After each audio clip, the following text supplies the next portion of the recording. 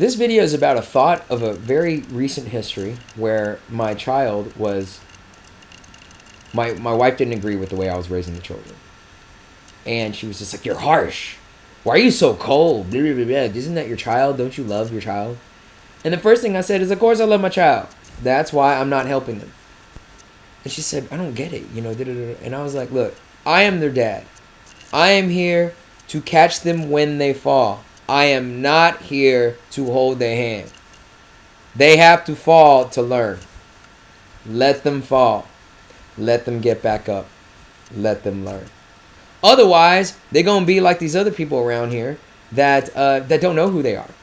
That'll sit there and try the best, and they get a pat on the back for trying their best, and they don't know who they are because they got the pat on the back for trying their best without accomplishing anything." And I don't want my children to be that. I want them to feel the pain of loss extremely harsh. I want them to be broken by every loss they have, so that way they have no choice but to rebuild. They have to rebuild. Life is this constant break and build of everything. If chemistry doesn't teach you that, then by golly, astronomy will. Not astrology, not that bull crap, but astronomy. If you see in astrophysics that everything has to come from something, and everything does not turn into nothing, and nothing doesn't create everything. Everything is cyclic.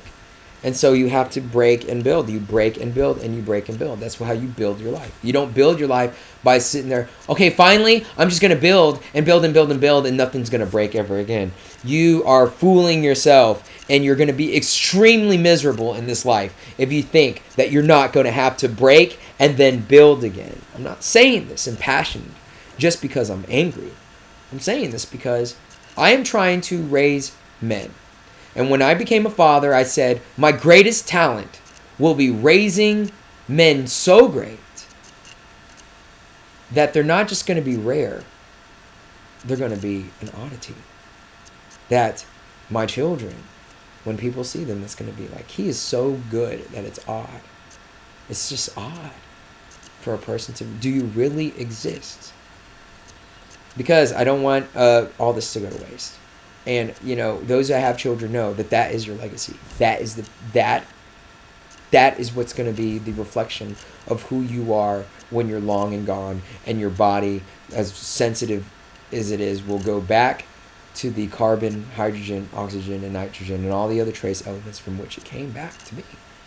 And then after that, your children are the only reflection of you. So where this all came from is very different. It's kind of interesting to explain. I have an identity as an Alice.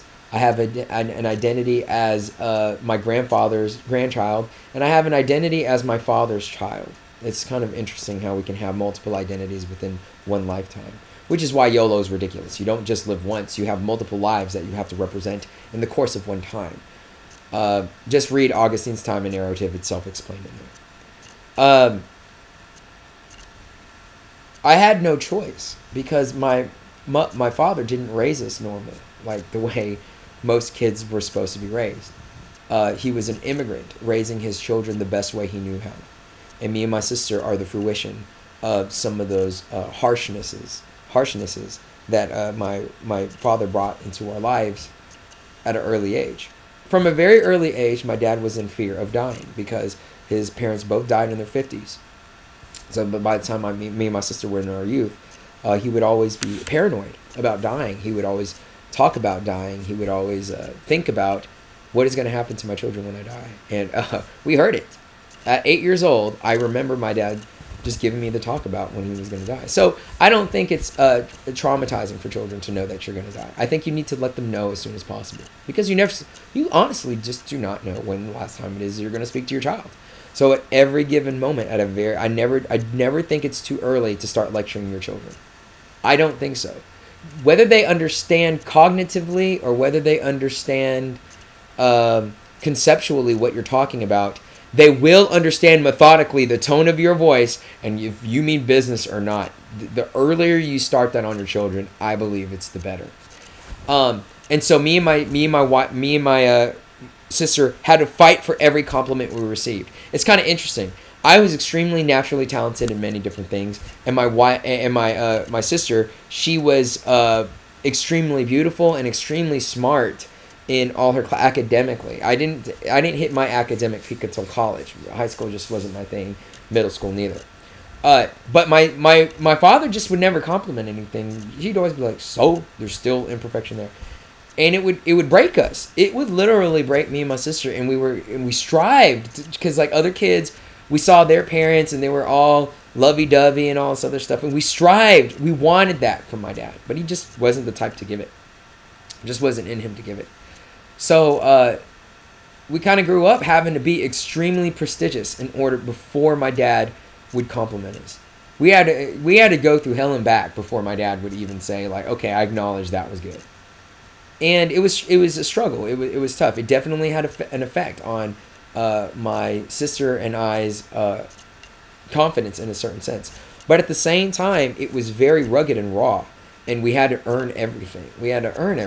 It sucked, but we had to earn everything. And I would not want to raise my children any other way, except for they have to earn everything. Now, obviously, my dad was an immigrant. He came from another time, another understanding, another philosophy. I modified it, but the core foundation of his philosophy still remains in me.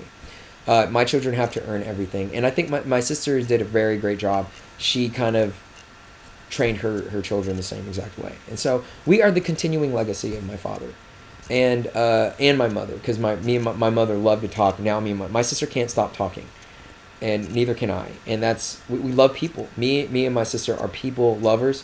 We need people in our lives. We need to have those type of relationships. We are leaders. Me and my sister. We lead in different ways, but we need people to lead. And we need people to believe in us before we bring out the best in us. We need someone depending on us to be excellent before we're excellent, is what I'm trying to say. So this is also like a thank you for everybody, for even giving me the ear to listen, or the time to listen to it. So just to conclude on the parenting thing, there's two things that I believe everyone needs in parenting. Consistency and love. Consistency and love. Consistency and love. If you are consistent, if you love your child, be consistent with it. That's all I gotta say. And if you are consistent, your child will know that they're loved. My dad didn't say much, but every Sunday we ate lunch as a family. And you just know that you were loved. He didn't have to say it. It's not, I say I love you to my kids every 5 seconds. Okay? That's not the way my dad operates. And that's okay. I know he loves me to death. He loves me and my sister to death. He's willing to take a bullet at any given moment for us. And he believes in everything he says. And he believes in his own righteousness in it. And I respect that about him. He stands up for exactly what he believes in. He says exactly what he's on, in full honesty, exactly what he says and what he feels. And I respect that. And I think that's that principle I'm kind of sharpening up, and I exercise today.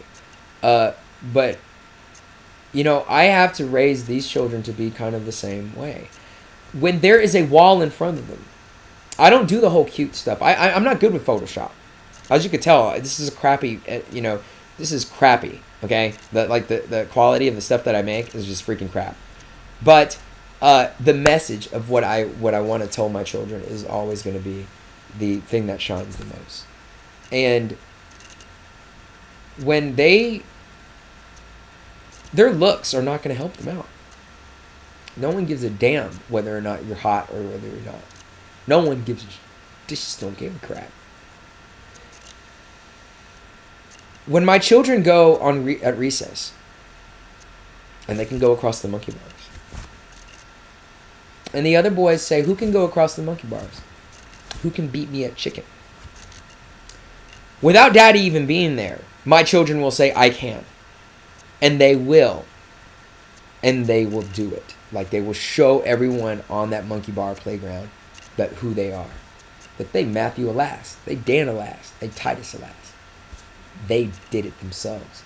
Daddy helped them get there, but they had to cross that bridge themselves. And that, to me, in a man, is what instills the greatest confidence. What the greatest insecurity of where the insecurity of a man comes from is what he cannot do. Which is why I'm not going to focus on their looks, man. Why should I focus on handsome ass kids when I need to focus on how much they can love? I don't want them to focus on how much they can be loved. That's stupid to me. That doesn't make any damn sense to me. It's a lack of common sense. Look up stupidity. Lack of common sense. Silly or stupid person is an idiot. I don't want my kids to be an idiot. Going around embarrassing me and my last name. Going out there, oh, how many people I can get like me? Bullcrap, man. You go out there and you do what you do because it's the right thing to do. Not because of something you can get something out of it. And so that, I mean, I hate to sound so impassioned about it, but I understand now what my dad was talking about. He was talking about moments like this. You can you can have the pictures, you can have all this stuff, but the bottom line is, did you win or did you lose? And if you won, great. If you lost, take your loss as a man. That's all, you know what I'm saying? You got to take your losses as a man without complaining, without making excuses, without trying to blame somebody else. You take it as a man. You hurt the way you're supposed to hurt, and you pick yourself up and you build again.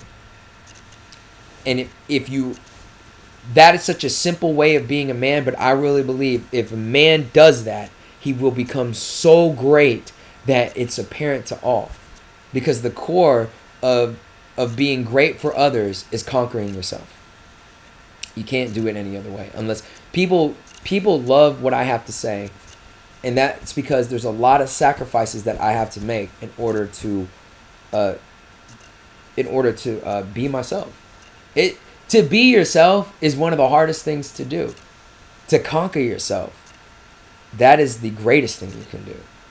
And it's a constant struggle. If you're not, the minute you blink and you don't want to conquer yourself no more, if you want to just say, hey, I want what that person wants and do all this other stuff, then it's over. I think I'm going to create great children because I'm focusing on them being convicted for themselves. I'm focusing on them criticizing themselves. Not criticizing others, not criticizing a damn thing.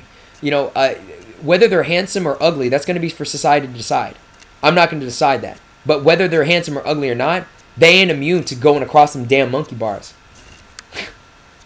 It's like men grow up so differently than women. But women right now are controlling all the social environments. But it's almost as if they forgot what it's like to be a man. And I know that sounds sexist. I know it sounds very polarizing one way or another, but men and women are very different. We're the same anatomically. We eat the same proteins, lipids, and fats and carbohydrates. But the thing is, we are still very different. And I want my men to be men. I want my boys to be men. Right now, at this point, my sons have more patience, more determination, and I believe in my own heart that they're a lot more manly than some of the damn men that I know in this lifetime. I know that for a fact because they have insane amounts of control, and that's the fruition of everything I'm investing for them. But they will be men.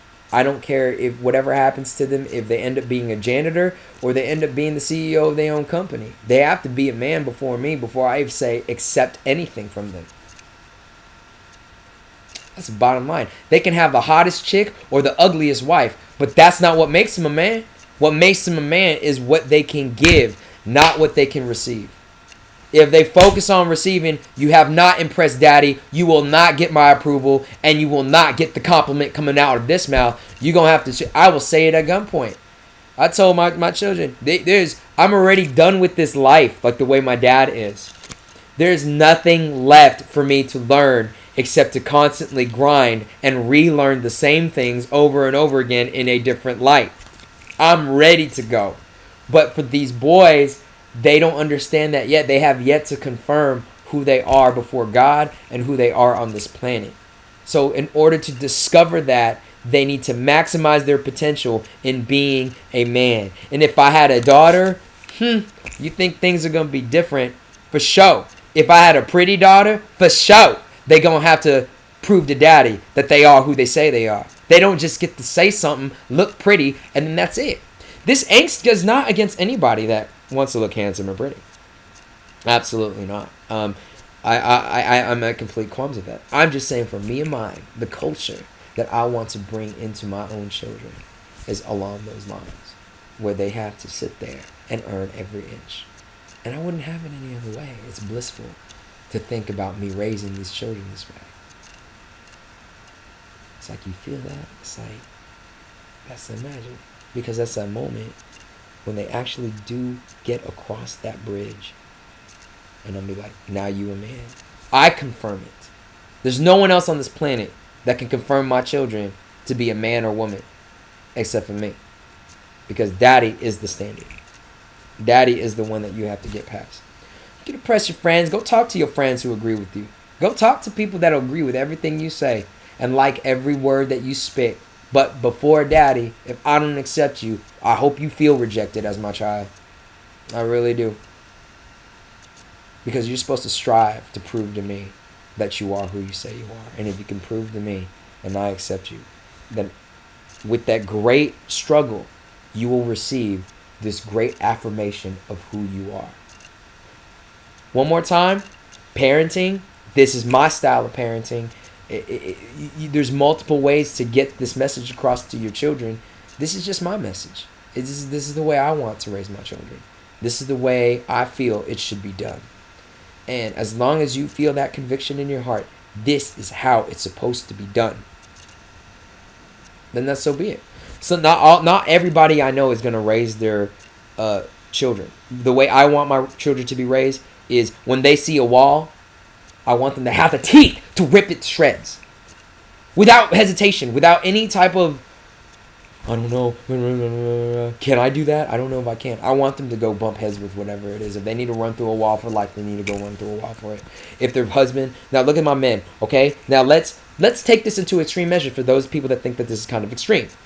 What happens when they are a husband and you have to rip off parts of your character and parts of your personality to make that thing work? What you gonna do? Give up? Cheat? Cheat on your family? You gonna give up? Shame on you, because daddy is not showing you that. Daddy didn't teach you that way. And because of the consistency, they will know what to do in that situation. Because the same way I know what to do, because my father was consistent with my mother and us. He wasn't perfect, but he was consistent. And so because of that, I'm blessed for that. I am blessed. God knew that I needed a father like that, so he gave me one in order to be who I am today. And so in retrospect, my kids were destined to be mine, and now I need to be that for them. Because when they become a husband and they become a father, there is no excuse. They know I try my hardest. There is no, but she said, I said, he did, she said, she did, that. There's no such thing as hate is gonna hate. You have to do what you have to do to be a good husband and father. You cut off whatever it is that you need to cut off. Your heart is very sensitive, and there are many confusing things in this universe. There are many things that you think that you're not capable of doing that you might just do. But what will make my kids tough is the lack of crying about it, is just getting the job done. So I don't give a damn whether or not my kids have 50 girlfriends or they just have one. I don't give a damn about any of that. What I do give a shit about is when they have that one woman, how will they treat that one woman?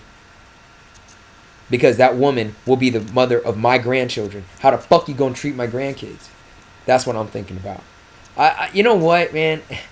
Cussing to me, ever since as a historian, let me give you an insight. Breast and thigh used to be considered cuss words in 1913. That's the truth. Exactly 100 years ago. Which is why we use the terms dark and white meat. But today, breast and thigh are used whenever we want. We just say them, and they're not even cuss words anymore. So I can guarantee you, in 100 years, the cuss words that I use today will not be so rugged. But to me, they are expressive and they get the point across. I'm working on it for those that don't like it. And if it does discredit me a little bit, I apologize. I hope that you just get the message of what I am trying to say. So I'm going to leave it at that. Love your children. Raise them exactly how you want them to be raised. And leave a legacy behind for them. Because if you don't leave a legacy, if you have no game plan on what it is, if anything just goes, they will not know who they are later on in life. Because of the sacrifices that my parents have made, and even though that they weren't perfect, they made sacrifices for me and my sister. We know who the hell we are. We know who the hell we are. And there ain't nothing there's nobody in this planet that can tell us who we aren't, and who we are. They need that. We need that as people. It's something that is destined for us to have. Without legacy, we have no destiny. We have no plan. We have no blueprint. We're just lost. You can accomplish the greatest accomplishments in the world, but if you don't know who you are, then you lost. You just lost. So those of you that are parents, keep that in mind, that you just need to discover who you are and instill that in your children. It may not be who I am, but it is who you are. Look at who you are and then give that to your children. And that's magic right there. That's what's going to make them know who they are later on. And if you don't have children, whether you eventually have children or not, know who you are by looking at your parents. If they were shitty parents, then know who you aren't by looking at your parents. If they were good parents, know who you are. But in both cases, leave your legacy. It sounds like very strong Ray Lewis stuff, and you all know that I'm a fan of his, but it's very true. You want to leave a legacy here. And you can only get it through the effort and the sacrifices that you give on this planet. All right, that's it. On a real. I love you, Mom. I love you, Dad. I love you, Patty J. You guys are the world to me, and I'm just doing my best to make you proud through my children every day and through my wife. I'm just doing my best to make you proud. At the end of the day, I'm still that little boy that just wants to make you guys proud, and I'm never gonna let go of that. That will be my strength for the rest of my life. 1.